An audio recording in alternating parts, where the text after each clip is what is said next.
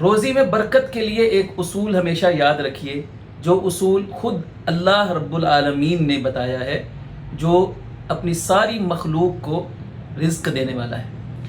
وہ اصول یہ ہے کہ اللہ کی راہ میں اس کو راضی کرنے کے لیے کوئی جتنا زیادہ مال خرچ کرتا ہے، اللہ تعالیٰ اس کے مال میں اتنی ہی برکت پیدا فرماتا ہے۔ اس کے بہت زیادہ دلائل ہیں قرآن میں، حدیث میں۔ اللہ تعالیٰ کا فرمان ہے وَمَا أَنفَقْتُم مِّن شَيْءٍ فَهُوَ يُخْلِفُ، تم جو بھی چیز اللہ کی راہ میں خرچ کرو گے، اللہ تعالیٰ تمہیں وہ واپس لوٹائے گا۔ انسان کے وہم و گمان میں بھی نہیں ہوتا ہے، اللہ رب العزت وہاں سے بندے کے رزق کے اسباب مہیا فرما دیتا ہے۔ حدیث قدسی میں ہے، اللہ تعالیٰ فرماتے ہیں اے آدم کے بیٹے، تو خرچ کر، میں تجھ پر خرچ کروں گا۔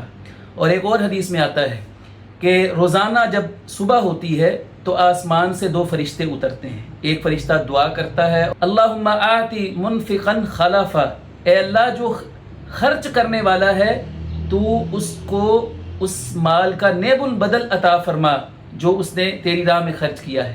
اور دوسرا فرشتہ بد دعا کرتا ہے اللہم آتی ممسکا تلفا، اے اللہ جس نے مال روک کر رکھا ہوا ہے، بخل کرتا ہے، جو اللہ کی راہ میں خرچ نہیں کرتا، اس کے مال کو تلف کر دے، تباہ کر دے۔